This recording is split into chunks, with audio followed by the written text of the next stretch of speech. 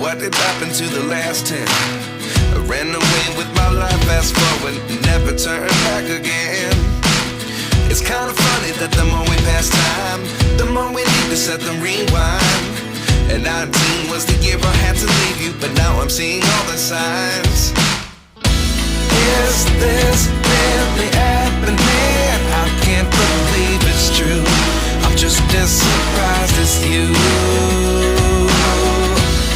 Is this really happening? I can't be too sure, but one day I'll be yours again.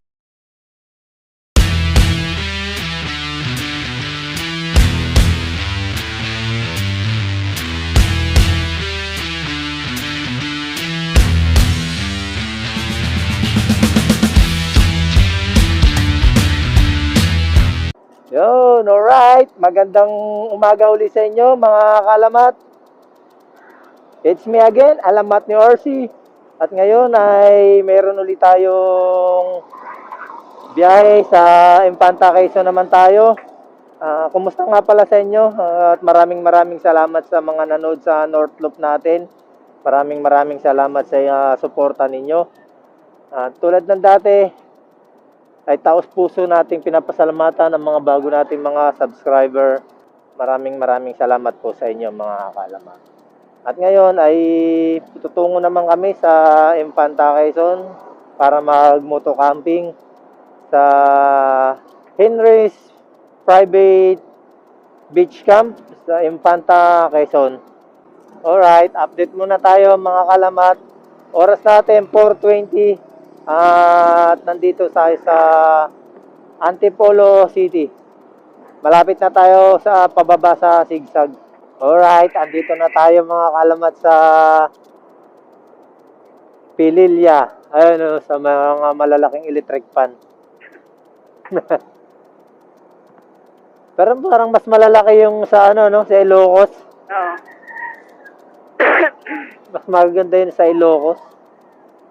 Kung napapansin nyo, mga kalamat, yung nasa unahan ko, ayan. Yan yung OBR ko.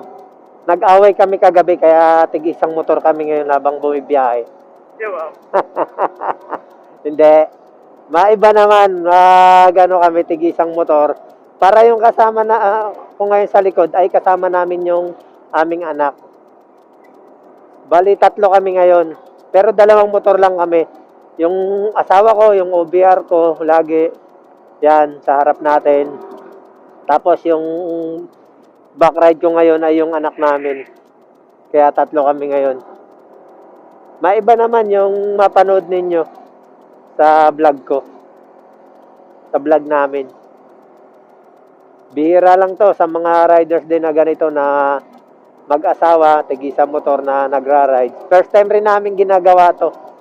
Pero malamang sa malamang, mga kalamat, mas madalas na namin gawin to ngayon para mas ma-enjoy natin yung pagra-ride. At lagi namin kasama yung aming pinakamamahal na bunso at panganay na anak. Kaya bunso kasi nag-iisa lang siya. Kaya panganay, nag-iisa lang rin siya. Bunso, panganay namin. Di ba, nak? Love you, nak. Okay. Sarap din ng ganito, mga kalamat. Magbabanding kami ng asawa ko, ganito, tig-isang motor. Tapos kasama mo yung anak nyo. Isa lang kasi yung anak namin. 11 years old na to yung anak namin, lalaki. Nakapag-almusal na rin kami doon sa Jollibee sa may pahon, yung bagong Jollibee dito sa may Pililya. Bago umahon dito sa Windmill.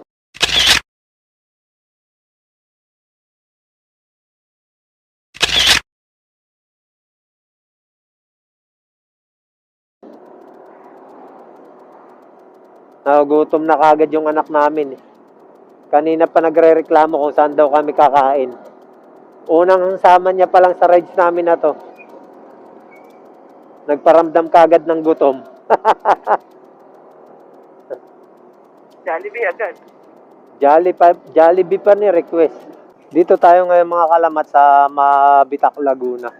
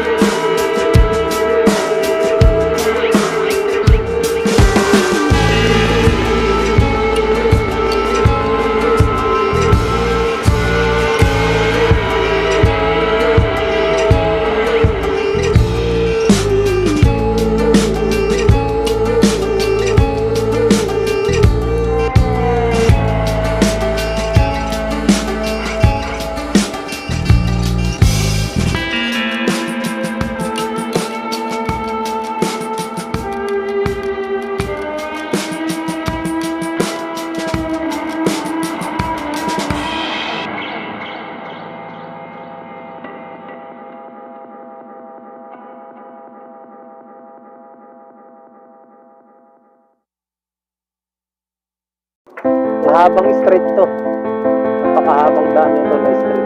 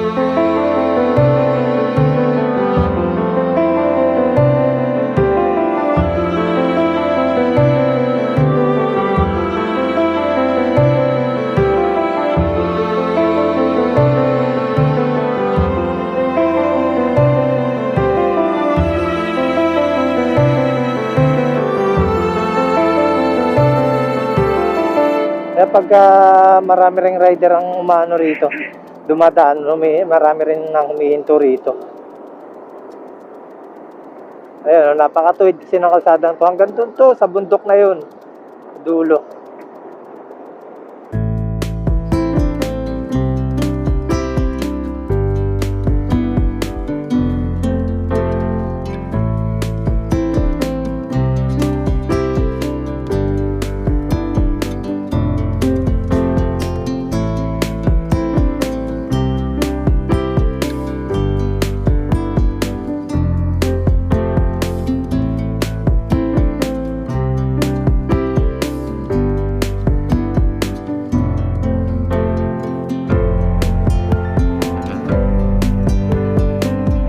Nasa Real Quezon na tayo, mga kalamat. Meron pa tayong Now po. 31 kilometer bago tayo makarating sa Infanta. Saglit na lang yan. Saktong alas 9 na, andun na tayo. Mabuhay ka, Infanta! Ayan.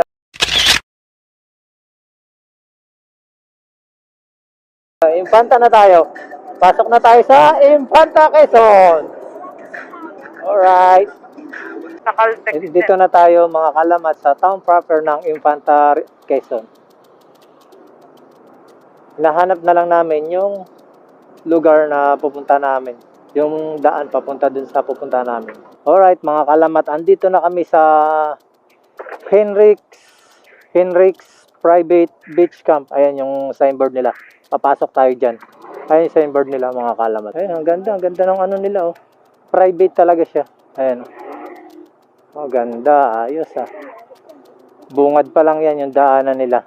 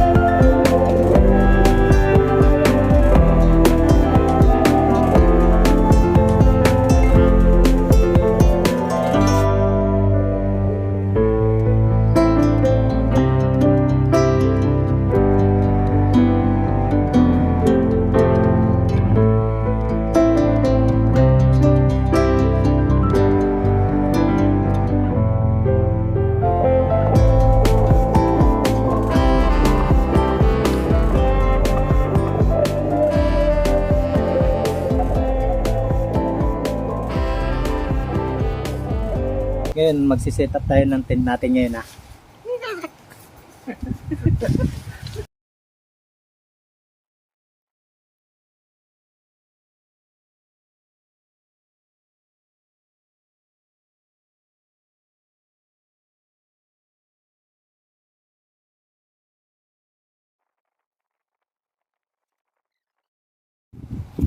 Nandun sa ano?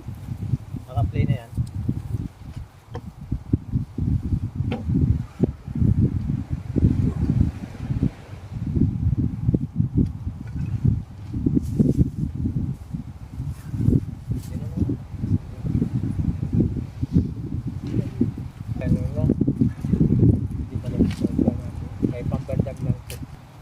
Magsisigang kami ngayon ng tangigi mga kalamat to. Wow! Sarap po. Fresh na fresh. Galing sa Dinalahican Port. Dito sa Infanta, Quezon. Biscuit, iyan mo pa yan. Niluluto ko ngayon, nagsigang ulit tayo ng sinigang na tangigi mga kalamat. Ganito rin yung niluto natin nung nag-North Loop tayo nung sa day 1 natin, yung nasa ano tayo. Nasa Dinadjawan tayo. Sa Villavita Beach Resort. Napakasarap kasi talaga ng isda na to. Hindi nakakasawang kainin. Ito. Sinigang yan. Sarap niyan. Ito pa yung ano, sasahog natin. Kangkong. Wow! Ito si Henrik. Sa kanya pala pinangalan tong ano na to. Tong beach na to. Ayan, napakayaman pala ng asong to. Kalain mo nagmamay-ari ng ano yan. Nagmamay-ari ng beach resort dito sa Infanta. Ayan. Cute to. Ayan tayo mga kaalamat to.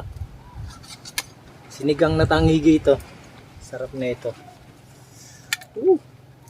My favorite fish. Naglilihian ko talaga to. Go! Hi! Ganito lang ang simpleng buhay na gusto namin. Napakasimple lang. Wow. Banding, family banding. Ayan mga kalamat. Nakita nyo, yan yung setup namin sa ano namin, sa tent namin. Ayan. Ngayon, titignan naman natin yung ibang area nila rito. Napakalawak dito ng kanilang area. Pakatahimik. Kami lang yung tao rito, mga kalamat.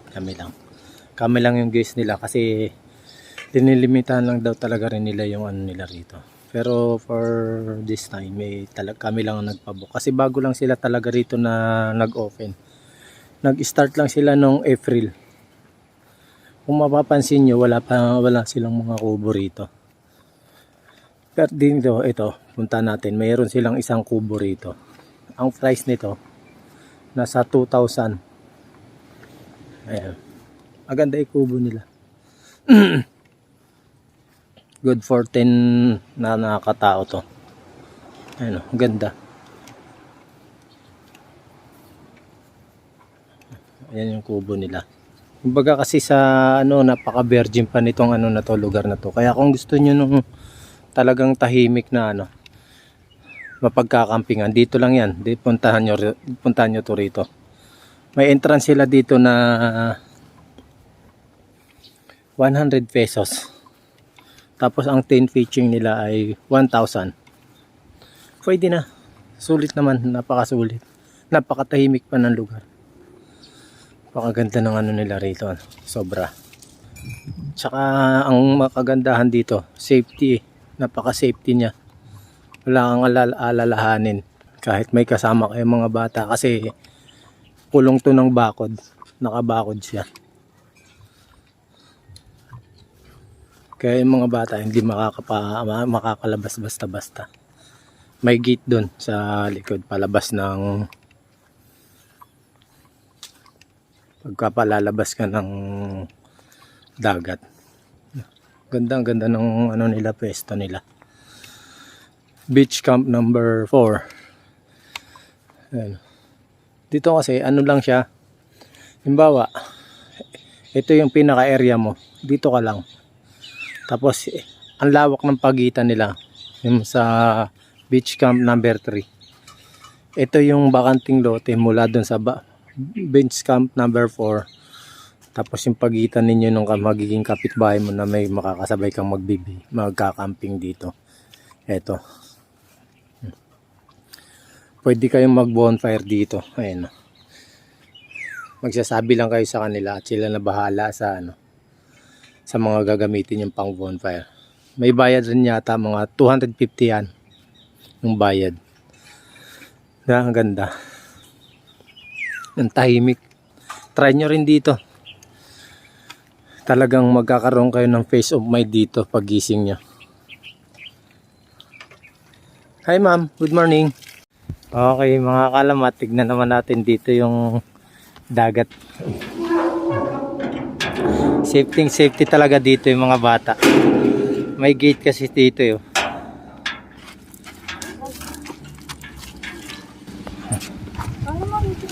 Oh, ayan. Wow.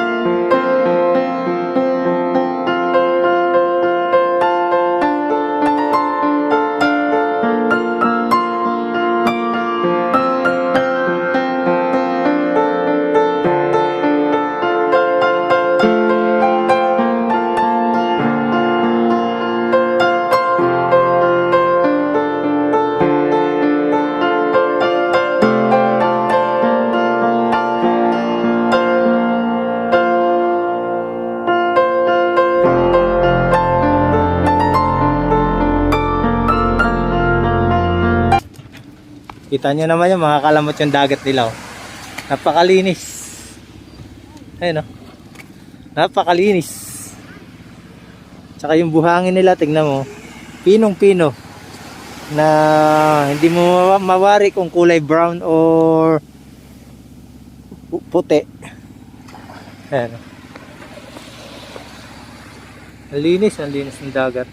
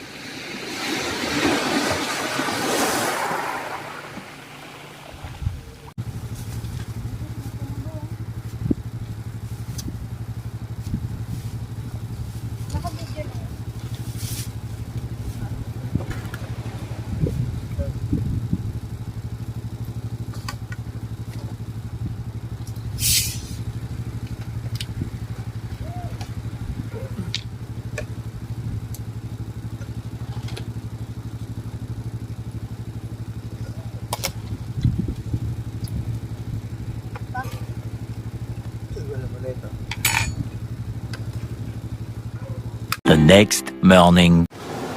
Good morning mga kalamat. Nandito kami sa Hendricks Private Beach Camp. Inaabangan ko yung pagsikat ng araw dito sa silangan. Ayun, nakita niyo mga kalamat, di ba? Huh? Nakita niyo, di ba? Ayun, ang ganda, oh.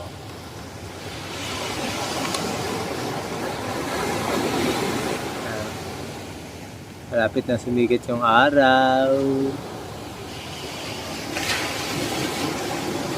Naabangan ko talaga yan. Gusto kong makakuha na ng video yan. Ayun o.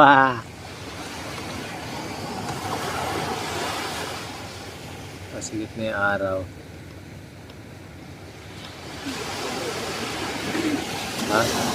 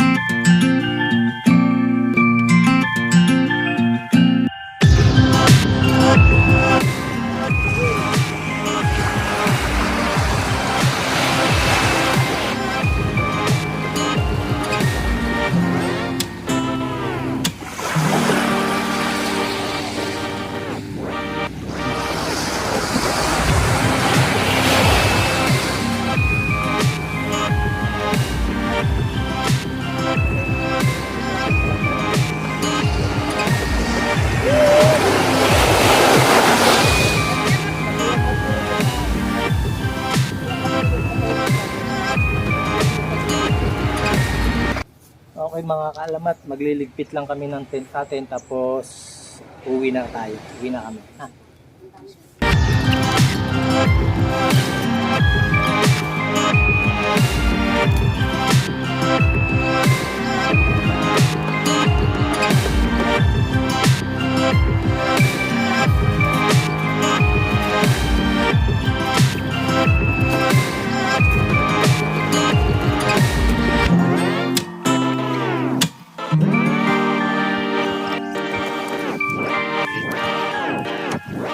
Yun mga kalamat, muli natapos na naman tayo ng isang episode natin dito sa biyahe natin sa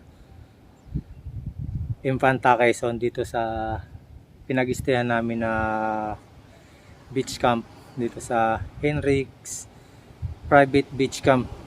Maraming salamat sa panonood nyo. At hanggang dito na lang ulit mga kalamat. Hanggang sa mga susunod na video natin, sana patuloy nyo kami suportahan sa ginagawa namin paggawa ng mga video. God bless po sa inyong lahat. Maraming salamat po sa inyong lahat. Hanggang sa muli mga kaibigan. Alright? Peace!